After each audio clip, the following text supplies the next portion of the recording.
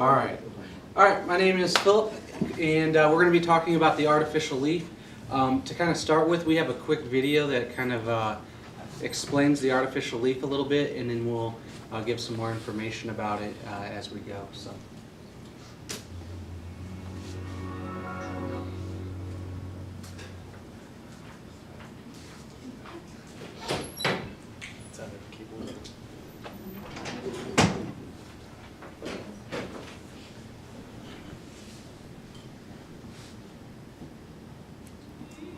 There's something that makes my heart warm. I can use sunlight plus water to power the earth. Jimmy Chan wrote an article in 1912. Imagine if you could unlock the secrets of photosynthesis, the garden secrets of plants, and power our world with sunlight. When you put sunlight with water and use the energy of the sun to rearrange the bonds of water and split water, you can make hydrogen and oxygen. So what you've really done is stored sunlight, and that's what photosynthesis is doing up front. That's what the leaf is doing. And that's how the whole world has been powered for 2.5 billion years.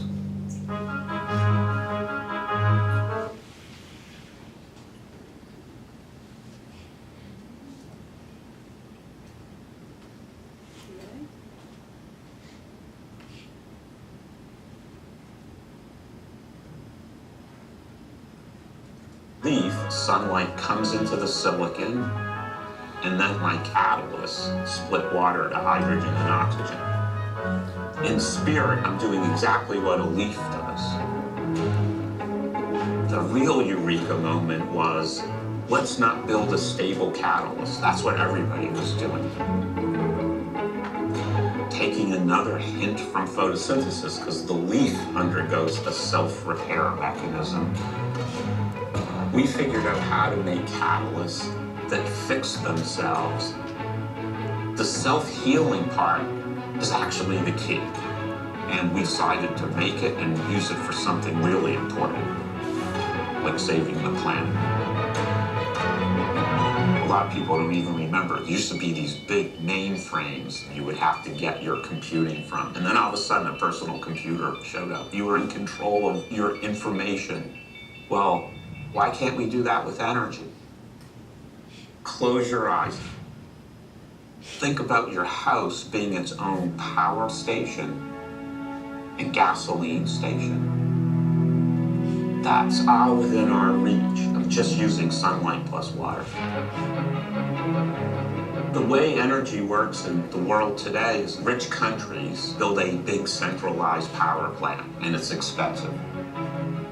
The way you go to scale is you don't build a bigger and bigger artificial leaf. I'm just going to make more artificial leaves with really inexpensive metals and hand them out. I know we could do it with $1 trillion. Man, every few years we burn $1 trillion. We're just talking about cost here.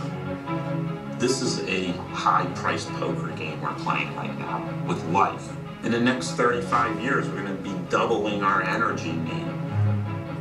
I am sure that the world will be personalized energy in the future. My only question is, how badly do you want it? So that video was scientist Daniel Nocera speaking, and he's the lead scientist for the artificial leaf. And he was born in 1955 in Boston, although he spent a lot of his time kind of following his dad, moving from different place to different place. So he built a microscope from a kit, used that to study plants, animals, insects, things like that in his backyard. He said something along the effects of that, or he didn't have any friends growing up, and said that no matter where he went, he always had science with him. He took that, he graduated from high school in '73, went to Rutgers University, got a chemistry degree, or a bachelor's degree in chemistry, and then went on to get his doctorate at Caltech. At Caltech, he did some studying where he used a laser-based system to separate protons and neutrons, which he would later be able to use in his study of photosynthesis. with in producing the artificial leaf. Because he grew up in, or became a college student in the 70s, he went through the gas shortage and the oil spike, the price spike and things like that. So it was very in at that time for scientists and chemistry students to begin studying energy at that time. In the 1980s, the cost of energy went down. No longer was there a big rush to do that, but he continued studying it through the 80s, the 90s, and kind of led on to this decision that we need to personalize energy. And so that's kind of where his studies began, and he began working on this. Now he's at MIT. He has a team of about 25 different scientists, master's students, doctoral students, and even an undergraduate student working for him, trying to develop this artificial leaf. So. The leaf is made up of three main components. The first part is silicone, which is it's a thin sheet, and then the two catalysts are on either side of it. The silicone is actually what converts the photons of the sunlight to electricity to be able to power the catalysts. And then you have the cobalt catalyst and the nickel, molybdenum, and zinc catalyst. The cobalt catalyst actually takes the water and sunlight and it releases the oxygen, and then the nickel catalyst releases the hydrogen. It's what helps split them up. So then they're also coming up with other materials that they're wanting to do instead of cobalt and nickel, like you said in the video, that are just cheap, inexpensive metals or elements that can be able to be used to do the same thing. This is just kind of a rough schematic that I found of how the catalyst and how the actual leaf works. You get the sunlight that comes in, and then, like in the jar it shows it's got the hydrogen coming off of one side and the oxygen on the other. And then the two tubes can actually take out the separate gases, and they're put into a storage tank or a fuel cell, and then power the light bulb or generates the electricity needed. And then the second part of this is storing the energy, which is one of the big problems with trying to be able to convert the sunlight and have the artificial photosynthesis. And some ways to store the hydrogen are the fuel cells, pressurized bottles, metal molecules, and nanomaterials. Fuel cells, this is the picture at the bottom left. You have your hydrogen come in and it reacts with air, oxygen, and the reaction between the two when they're mixed generates heat and electricity, and that gives you your power for your fuel cells. Your pressurized bottles, there's good and bad between those. They're trying to shy away from them though, because like if you put them in a car, it's pressurized, and if it were to explode or something, then you have the possibility of explosion or reaction to the oxygen and could be deadly. It takes a high amount of energy input to be able to pressurize the gas itself, and then you also have, it's bulky. So the point of the artificial leaf is to take it to poor countries or poor people within the world and have them be able to use this cheap and expensive way to generate electricity or energy for themselves. So if you have this big bulky tank hooked up to this little artificial leaf to store the energy that it's creating, it's not really going to be useful. Metal molecules, it's putting the hydrogen into the metal, and then you're having to re-crack the metal when you're actually wanting to use the hydrogen. So that's kind of out of the realm of the same thing with the artificial leaf. And the nanomaterials, that's something that's new. It's being researched. They're trying to have the nanomaterial absorb the hydrogen like a sponge, and with low pressure and temperature, you can actually squeeze out the hydrogen and then reuse it over and over again. So that's some of the different ways to store the hydrogen that's used off of the artificial leaf itself. And this is the bottom right pictures, the artificial leaf that they're trying to use. one of the versions. And then the bottom left picture is just kind of showing the difference between the natural photosynthesis and the artificial, and how they're trying to mimic each other, or how they're trying to mimic the artificial off the natural. And then the other two pictures are just kind of showing how the light is being changed into the artificial photosynthesis. So why would you want to use an artificial leaf? It is a type of solar energy, so why wouldn't we use photovoltaics or concentrated solar power or other types of renewables like wind or hydro?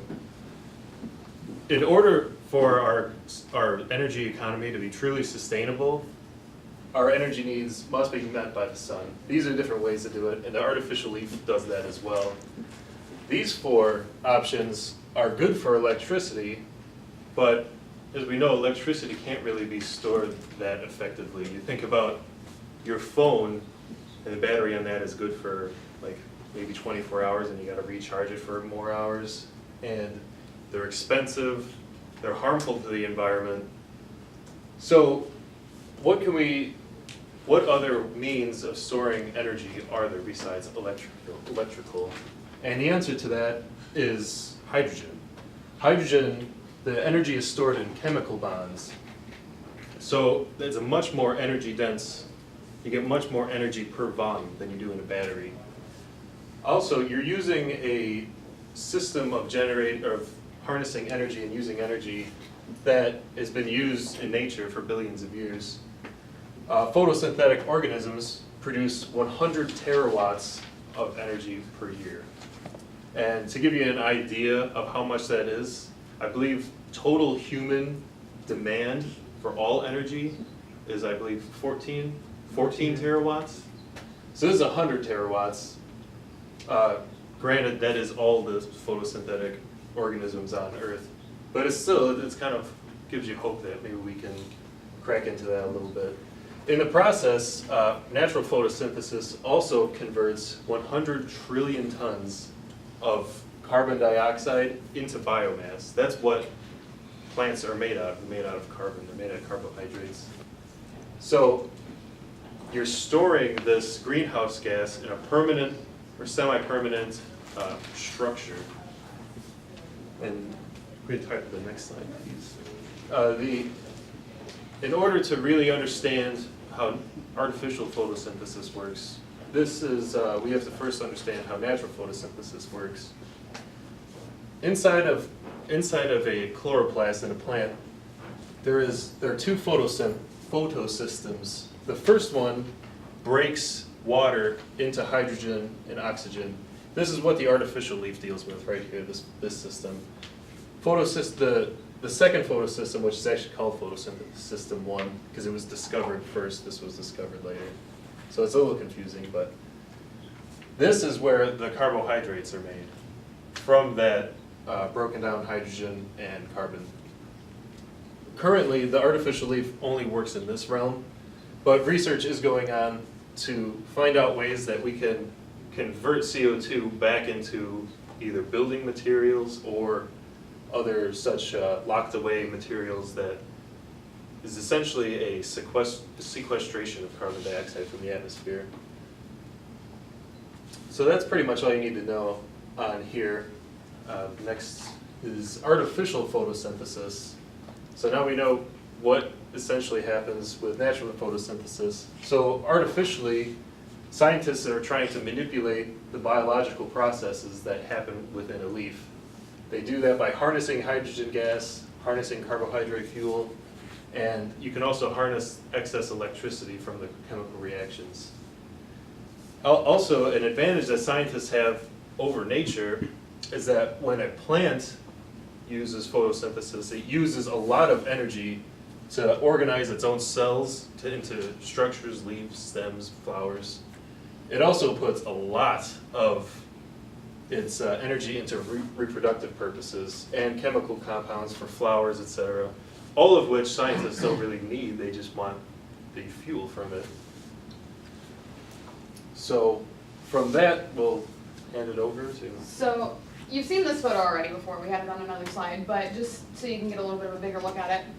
You can see the artificial leaf here, the diagram, and then what it actually looks like when it's happening. The light shines in and bounces and goes to the silicon, and then goes to, and then the hydrogen and the oxygen are separated. So we were kind of looking at how the artificial leaf will help people more in third world countries. And what they found first, they ran into an issue.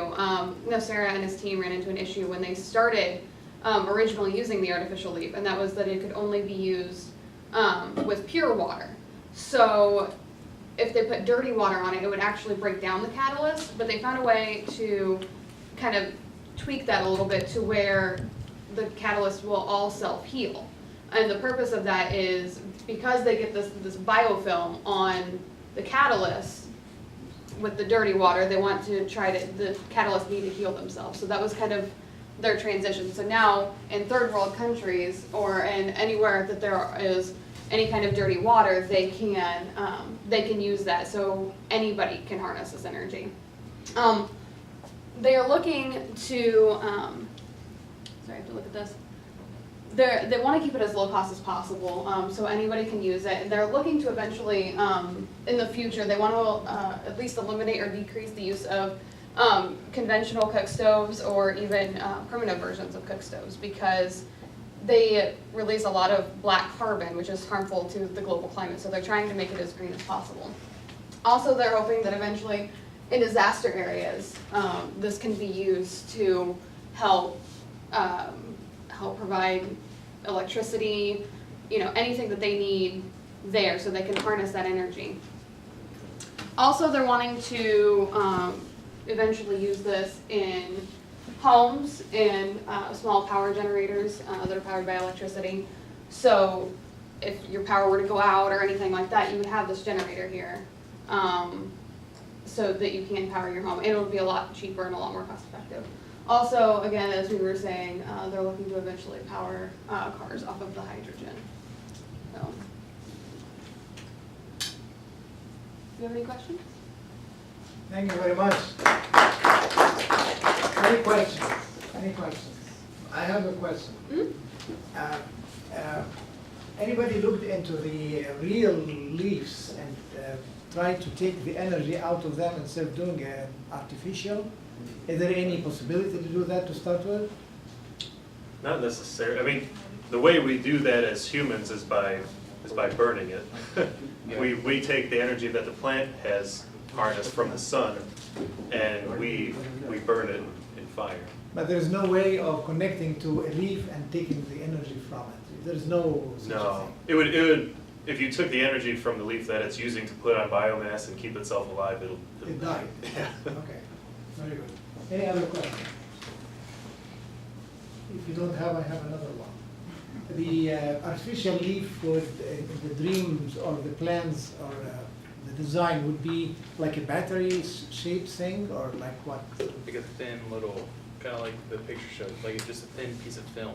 Like It's thin? just got a catalyst on each side, and kind of like the first picture at the very beginning slide, it's just that little, like how old rolls of film used to look, like that. They said Just it's a little about- piece that you can submerge in water to where then it can activate itself. They said it's about the size of like a playing card, something, Okay. yeah. So it would be like the flash drive that you put somewhere here or something. And they're what was that phrase? It's all assembled, so you can they have replaceable parts. So if one leaf goes bad, you take it out, put a new one Put another in, one. and you have large panels of it to power your house. Use in the same way that you use a photovoltaic cell. I think it's any time frame or timeline for where or when this would happen or bear fruit. Not that I really read. His big thing was just that he needs more money to be able to make it cheaper. He's, in the video he mentioned that if he had $1 trillion, he could make it at a price that was affordable for third world countries or developing countries to be able to use for any electrical needs that they might have, energy needs that they might have. So it's almost proven, quote unquote, it's cost effective, right? He believes so. He believes that once he begins to build them in quantities, large quantities, that the price will go down to the point that it's very affordable. That's why it's looking at using different minerals and different catalysts for it to continue to make that price go down. Very good.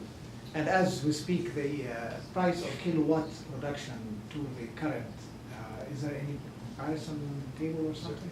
It's still a lot more. I mean, just like any other sustainable Yeah, energy it's source. Still, it's higher, It's 3, 4, higher. 5 times or something. Very good. Any other questions? Can you talk about the water a little bit? How much do you need in there? How often do you have to refill it, or do you have to refill it? It's more, right now they're in the testing phases, they basically drop it in a glass of water. But you could pretty easily get a system of pipes coming from your water main, and it just kind of flows water over the membrane.